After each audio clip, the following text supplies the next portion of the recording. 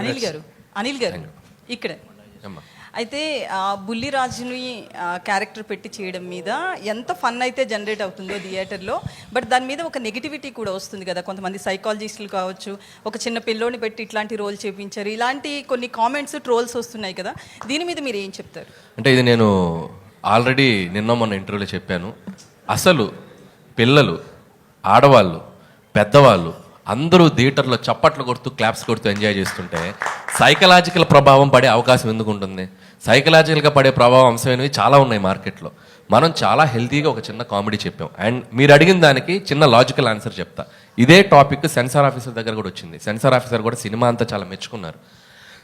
మెచ్చుకున్నప్పుడు ఆవిడ చాలా బాగుంది కదండి, కొద్దిగా మార్చండి అని చెప్పారు. మేము మార్చాం. ఆవిడ అడిగినప్పుడు నేను ఒకటే చెప్పా, ఇప్పుడు మనం ఒక స్మోకింగ్ ఇంజూరియస్ టు హెల్త్ అని చెప్పి థియేటర్కి రాగానే ఒక టైటిల్ కార్డు వేస్తున్నాం.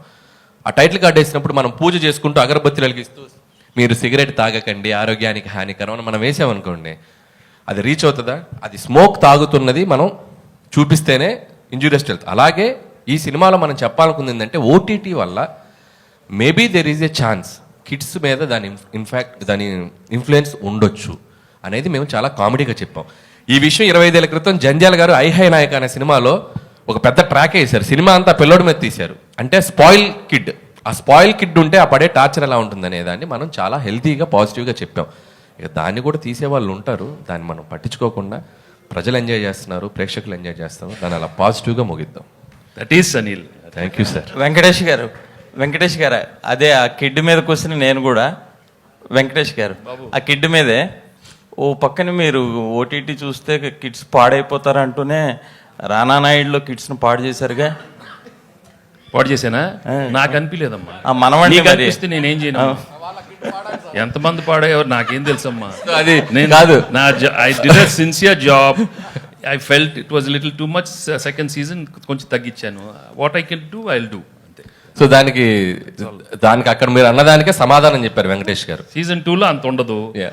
ఆ సీజన్ 2 ఎక్కువ 1లో కంప్లైంట్స్ వచ్చినాయి, ఇప్పుడు తగ్గించేసాం. That's all.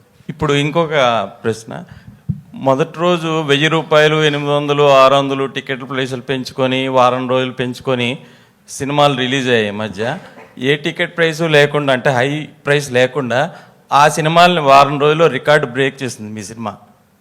దీనికి మీరంటే ఏం సమాధానం చెప్తారు? కంటెంట్ ఉండాలి కానీ టికెట్ ప్రైస్ కాదు అంటే. ఇప్పుడు తగ్గించడం వల్ల రెండోసారి మూడోసారి కూడా వస్తున్నారు దీన్ని చూడడానికి. సేమ్ అదే టికెట్ ప్రైస్ తక్కువ ఉండడం వల్ల రెండోసారి మూడోసారి ఆ ఫన్ ఎంజాయ్ చేయడం కోసం వస్తున్నారు. అంటే this is completely it's other game అండి. అంటే సినిమా టు సినిమా ఇప్పుడు పెద్ద బడ్జెట్ ఫిలిమ్స్ కొన్ని ఉంటాయి, అంటే వాళ్ళు పెట్టిన బడ్జెట్స్కి. సో ఆ cinema first week collections gross వాళ్ళు తెచ్చుకోగలిగితేనే ఆ సినిమా బడ్జెట్స్ వర్కౌట్ అవుతాయి. అంటే మా సినిమా బడ్జెట్స్కి మేము ఎంత రేట్స్ పెట్టుకోవాలో అంత కంఫర్టబుల్గా పెట్టుకున్నాం. మీరు అడిగింది లాజికల్గా రెవెన్యూస్ పరంగా ఇది చేసిందంటే ఇది కంటెంట్ పరంగా వాళ్ళ ఆడియన్స్ కనెక్ట్ అయ్యి దీనికి అతిపెద్ద విజయాన్ని ఇచ్చి నంబర్స్ ఇస్తున్నారు. బట్ పెద్ద సినిమాలకు వచ్చేసరికి ఇట్లా చేయటం అనేది వర్కౌట్ కాదు. ఎందుకంటే వాళ్ళు పెట్టిన 300 రెండోసారి రారు కదా టికెట్ ప్రైస్ అంతే. వాళ్ళకి ఒకసారి వస్తే చాలా గిట్టుబాటు అయిపోద్ది, రెండోసారి రావాల్సి వస్తే ఫ్యాన్స్ వస్తారు, వాళ్ళు చూస్తారు, కాబట్టి they are very happy. So common audience ఇలాంటి ఫిల్మ్స్కి ఇది కరెక్ట్, అలాంటి ఫిల్మ్స్కి అది correct. Venkatesh sir, here. Hello. Hi. So you've had a long stint in your career. So what has been the most fulfilling moment for you as an actor? And my second question is, you worked with Mr. Anil earlier. So how have you seen him evolve as a director from the first movie you worked with him and now?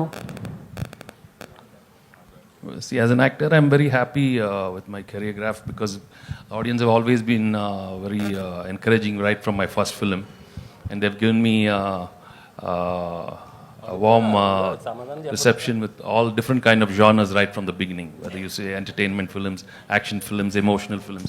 So that way I'm very, very grateful and thankful to the audience right from the beginning. And at different stages, I've always managed to get big hits, which have shaped my career till now. So and till Sankranti Vastanam. So I'm really very happy. And as of Anil, well, I hit it off right from day one, when I met him as a writer itself. So I knew he had the spark, and we gelled very well. It's very important to have a very good rapport. Yeah. And right from day one, we are more like friends, and I'm not like a hero with him. I treat him as my own co-writer or, something like that. So I think we enjoy working together. So that's why I think we see very good results. And my whole working style with him is, if there's anything wrong with the script also, we work more like writers.